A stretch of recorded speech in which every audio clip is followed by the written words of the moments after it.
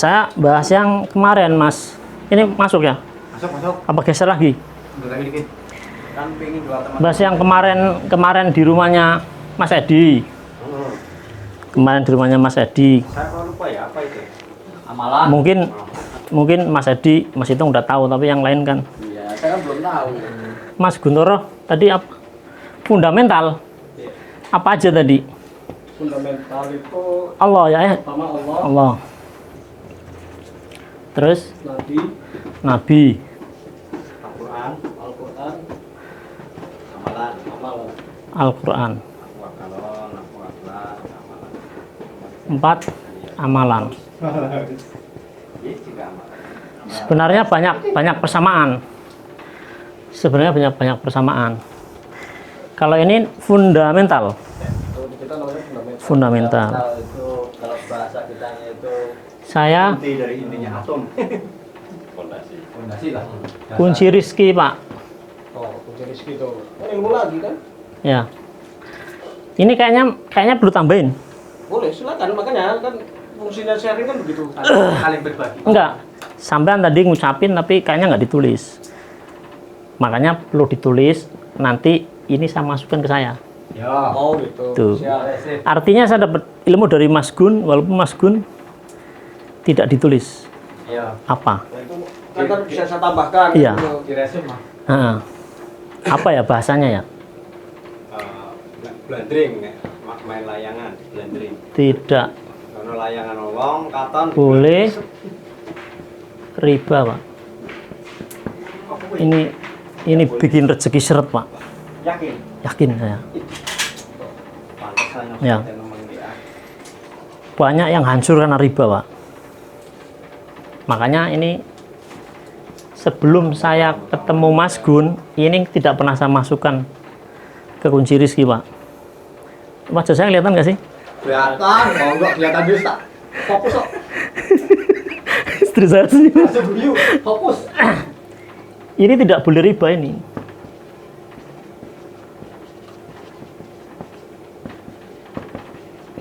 Nih, tersumbat, kerangnya tersumbat.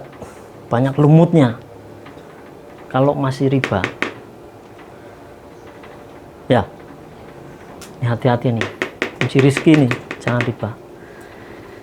Waduh, kayaknya harus di move ini, pindah nih. Pindah ke sini nih. Terakhir soalnya. Tidak boleh. Tulisannya nggak kelihatan sama kamera nih. Nah, dari sebelah sini. Ya, sini. Soalnya aku biasanya gini, Pak. Kalau gini ya susah. Belajar di guru kan katon. Saya nggak biasa jadi guru soalnya. Saya lebih banyak pendengar. Berarti ilmunya Pak Sugeng ya, sebelah kanan. Nomor 1, berdoa, Pak. Mana yang lebih mirip? Yang lebih mirip apa ini, Mas Gun? Berdoa.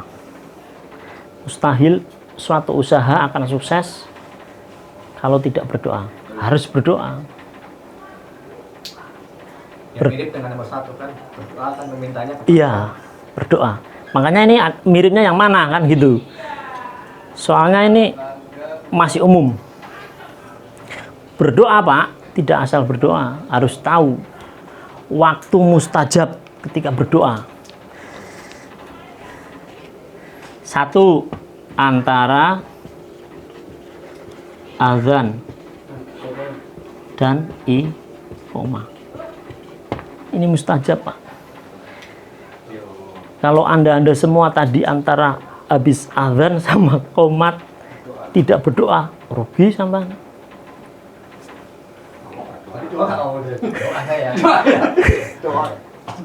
Berdoa, doa hajat, minta sesuatu. Ya Allah, mudah-mudahan rumah saya cepat lunas, hindarkan saya dari riba, gitu loh. Usahakan rezeki saya.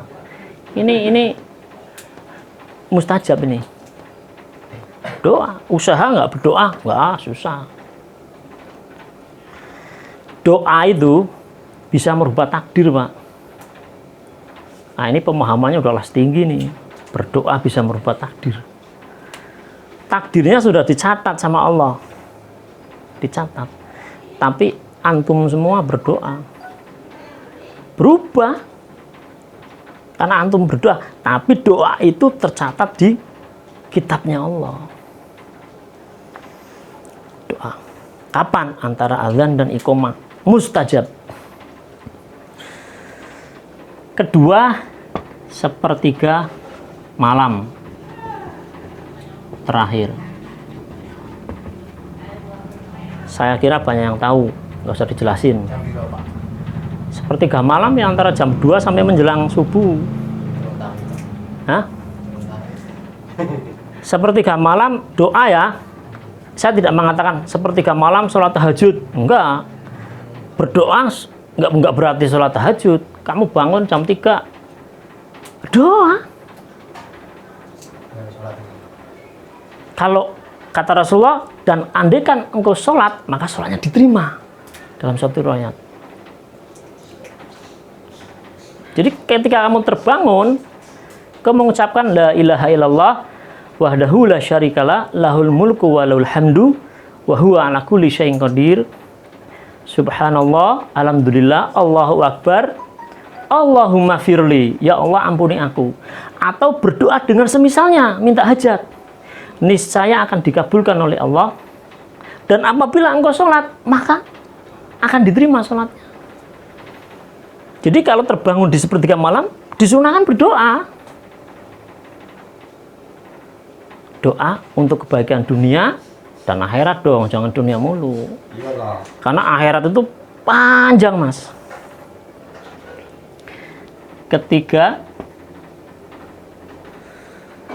antara adzan dan iqamah. Ini kan waktu-waktunya ya. Waktu-waktunya. Wah, ini panjang lebar. Nggak usah, sampai sini aja. Sampai sini aja. Berdoa. Hah? Nggak bisa diunduh, Mas. Nggak bisa diunduh. Ada rekamannya. Berdoa. Tadi waktu. Sekarang wasilah. Wasilah. Berdoa itu harus ada wasilah. Wasilah pertama adalah menyebut nama-nama Allah dulu. Menyebut nama Allah. Sebelum Anda minta sesuatu kepada Allah, sebut nama Allah dulu, Mas. Nama Allah itu apa saja sih? Ar-Rahman, Ar-Rahim, Ar-Razzaq, Al-Jabbar, Al-Malik. Allah itu senang, Allah itu punya nama. Yang disebut dalam Al-Quran adalah asma dan sifat Allah. Minta rizki, ya Razzaq. Ya Razzaq itu siapa? Allah yang maha pemberi rizki, ya Razzaq. Sebut nama-nama Allah. Ini wasilah, perantara. Singkat-singkat saja, nanti panjang. Wasilah orang soleh yang masih hidup. Minta didoakan sama orang soleh yang masih hidup. Ke tempat siapa yang sekiranya Anda anggap soleh. Pak D, Pak Kiai, Pak Ustadz, tolong doakan saya. Ini wasilah, ini wasilah. Gitu loh, wasilah biar doa kita terkabul. Kalau kemarin kan berdoa saya lewatin ya, bro. Di tempatnya Mas Edi sama Mas Hitung itu pas kemarin doa ini saya lewatin.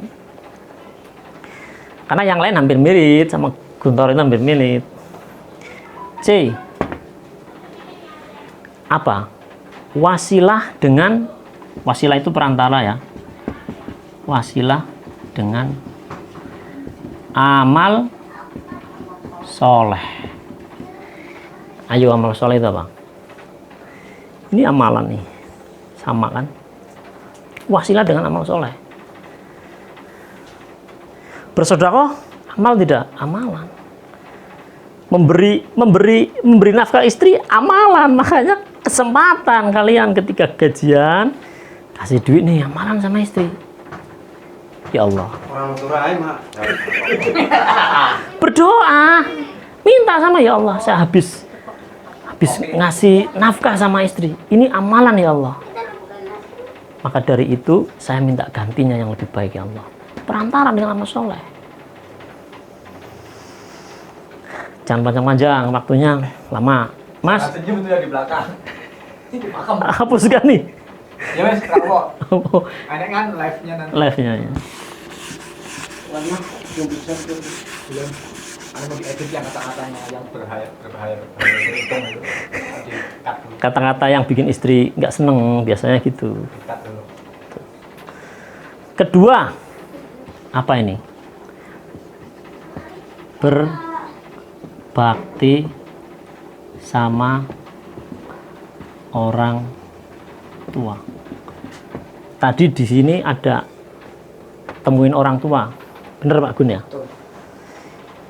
Ini masya Allah ini, temuin orang tua, minta ridho orang tua. Di sini dengan berbakti biar mendapatkan ridho. Kalau orang tua kamu sudah ridho, bukan ridho ningsih ya, Apa ini tuh saya? Hitung itu. ngerti kan ridho ningsih? Hitung itu. Mosong Oh iya. Urusan cewek hitung Pak. Pokoknya. Saya enggak Ya. masuk lah. Cari orang sukses, pasti dibaliknya orang tua nih. Tanya Mas Gun.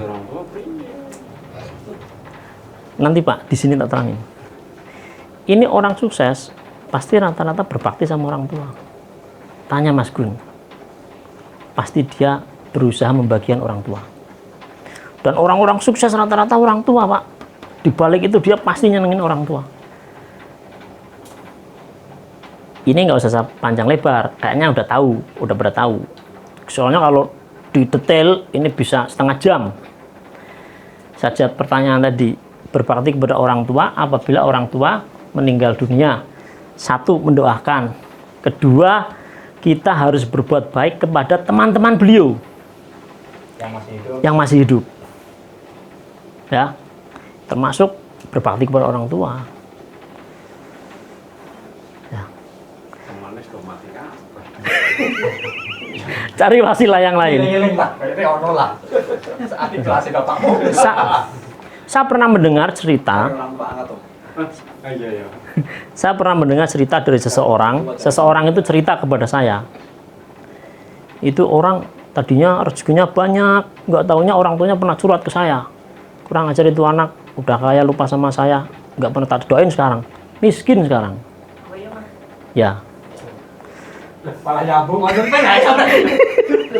Iya. Ya, pokoknya ini panjang sebenarnya. Kalau saya jabarkan panjang. Udah ya. 3. Ini kalau nyerempet ke rumah tangga seru ini, tapi nanti ya. Ini memberikan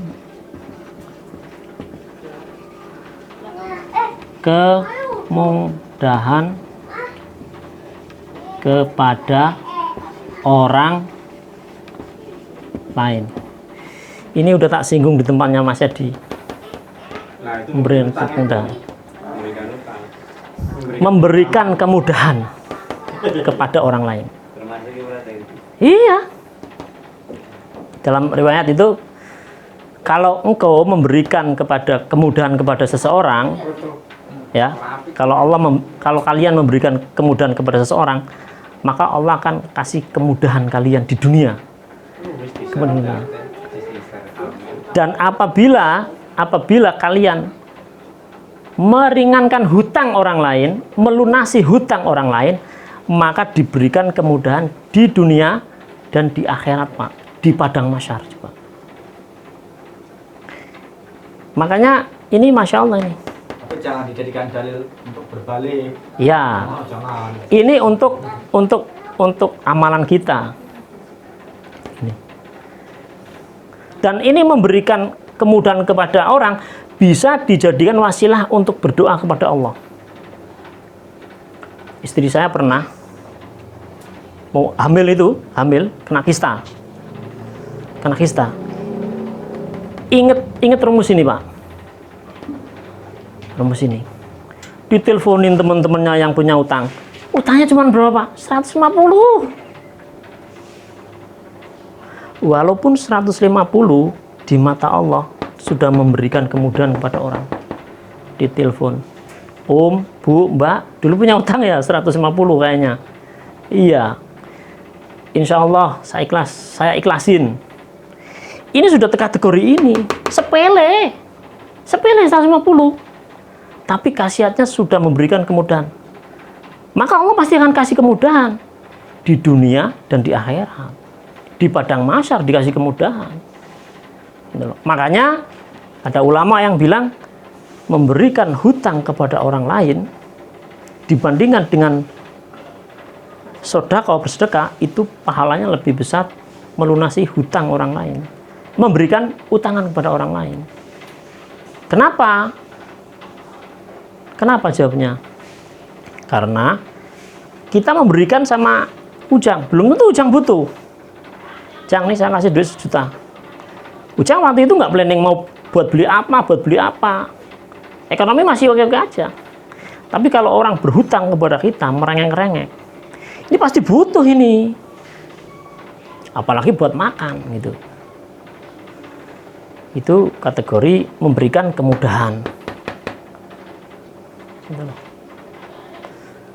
Ini kunci rezeki juga, Pak. Orang soleh, jenggotnya panjang, celana cingkrang, belum tentu begini semua.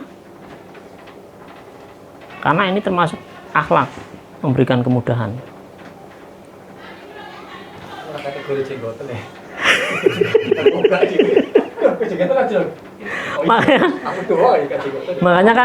Makanya kan apa? Orang yang hubungannya baik dengan Allah, punya hubungan baik dengan Allah, belum tentu hablum minannasnya baik. Makanya apa? Itu orang soleh, sholat, rajin, tapi kok masih miskin aja gitu loh. Mungkin ininya kurang, atau mungkin ininya kurang. Nomor 4, apa ya? Langsung aja deh. Udah berapa menit Mas Edi di kamera? 5 menit. 5 menit? Dah. Baru 5 menit, tenang. Memberikan kemudahan kepada orang lain. Ini nomor 5 apa deh, ingetin saya? Akhlak. Nanti dulu. Ya wis, akhlak. Berbuat berakhlak. Berakhlak baik pada istri dan orang lain. Istri apa istri toh? Bisa jadi. Jangan kenceng-kenceng Ya, dong. orang kan kalau istri berarti kan siji poligami berarti kan istri. Pada istri Mas takut ada istri saya. Iya. Pada istri Mas takut ada istri saya. Iya. Pada istri Mas takut ada istri saya. Iya. Berakhlak baik pada istri dan orang lain, tapi ini lebih penting. Nah, Siji lere. Saya nggak ada istrinya Mas Edi, ini kalau ada istri Mas Edi ngakak. Kenapa harus berbuat baik pada istri? Berbuat baik pada istri itu Nabi berbuat baik sama istri. Apa? Berakhlak baiklah kalian kepada istri kalian. istri-istri kalian. Dan orang yang paling baik akhlaknya kepada istrinya adalah saya. Itu kata Nabi. Jadi yang paling baik akhlaknya kepada istri Nabi Muhammad SAW. Tanda kebaikan kepada istri, 1, Cium kening.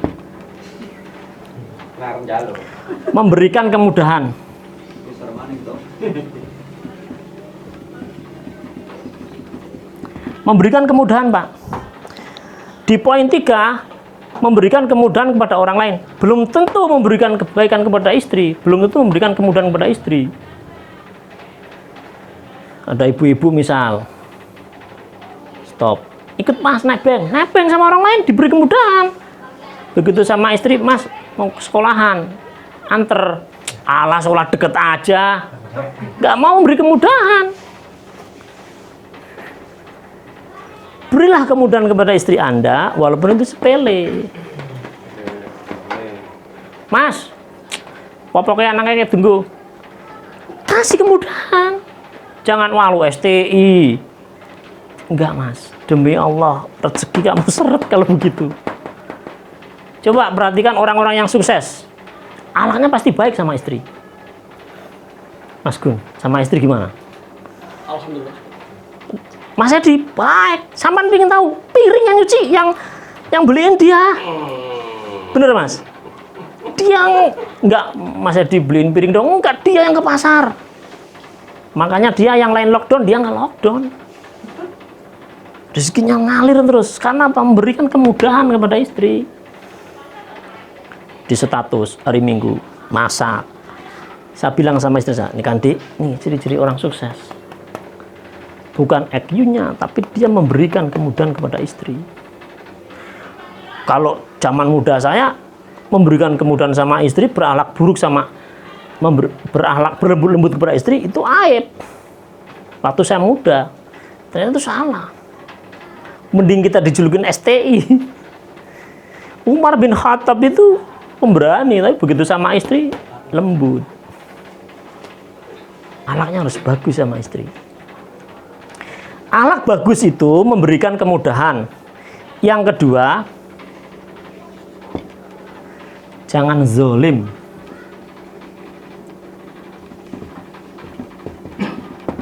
Baik lewat perkataan, baik lewat muka cemberut, baik dengan bicara keras, lebih-lebih menyakiti dengan memukul. KDRT berarti.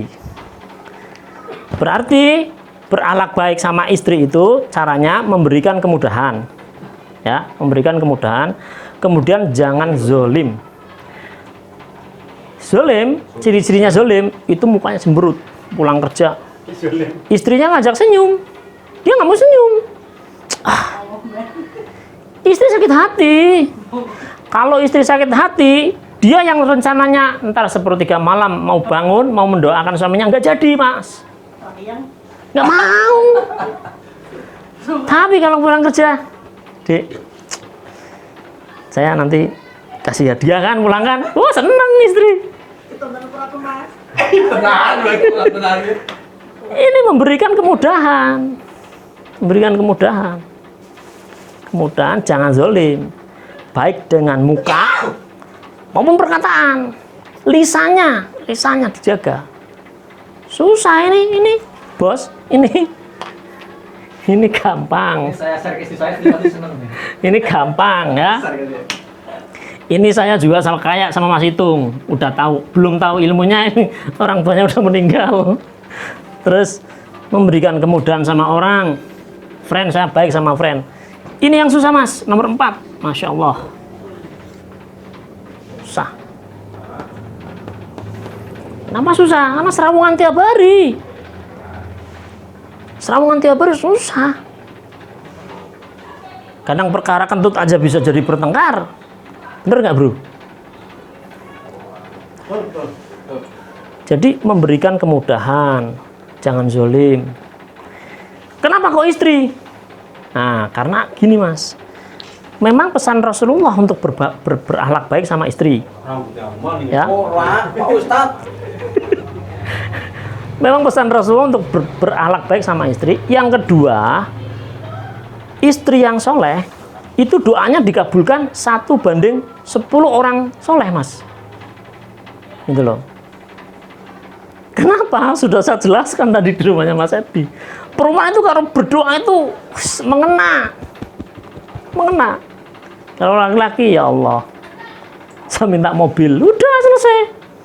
Kalau perempuan diceritakan, ya Allah saya mau silaturahim ke Bekasi susah, nggak ada mobil. Diceritain, saya ngenes ya Allah, Engkau maha tahu, maha melihat. Minta sambil nangis-nangis gitu loh. Makanya wanita soleh itu lebih dikabulkan doanya ketimbang laki-laki 10 laki-laki soleh. Makanya jangan macam-macam sama bini. Saya punya bos namanya Kim dulu. Pasar sama anak buah, sukses, rumahnya banyak, sama istrinya ciut. Diceritain sama teman-teman yang kerja di rumahnya, hari Minggu masih ngerjain apa, diomelin sama istrinya langsung sikap. Anaknya ngomong, nurut ngomong. Ini makanya jangan macam-macam. Kunci rezeki, Mas Hitung, kunci rezeki istri Anda itu. Berbaik-baiklah sama istri-istri kalian. Berapa menit? Memberikan kemudahan, terus jangan zalim. Kayaknya udah ini aja dulu ya. Ben ganjil lah, itu kan genap 4. Apa? Iki? Iya. 5? Iya. Ya ini.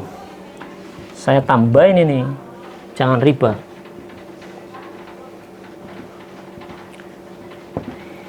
Demi Allah, riba itu mensengsarakan umat. Yang mencatatnya, yang memakannya, yang menjadi saksinya kena dosa riba. Dosanya itu terus dalam Al-Quran, orang yang berbuat riba itu menantang Allah, perang, mengajak perang sama Allah. Allah dan Rasulnya. Iya, Allah dan Rasulnya. Bayangin, saya ngajak kamu masih mending ngajak berantem. Ini ngajak berantem sama Allah sama Rasulnya. Saya pinjam sama Mas Amin. Saya pinjam sama Mas Amin. Mas Amin pinjam 100.000. Besoknya saya kembalikan 110.000. Dicatat. Catat. Nanti balikin 100.000 lebih 10.000 ya. Iya. Ada perjanjian, ada akad. Ada lebih, ada bunga. Nah, bunga itu namanya riba. Lebih itu namanya riba. Zaman sekarang kata-kata riba dihapus, diganti dengan bunga, tipu daya, tipu-tipu, pembodohan publik. Bunga namanya bunga, enak. Itulah riba. Saya dosa, Mas Amin dosa, dan itu tidak berkah. Ada yang berkah, ujung-ujungnya sengsara. Makanya harus berlepas diri dari riba. Kalau kunci rezekinya pingin berubah.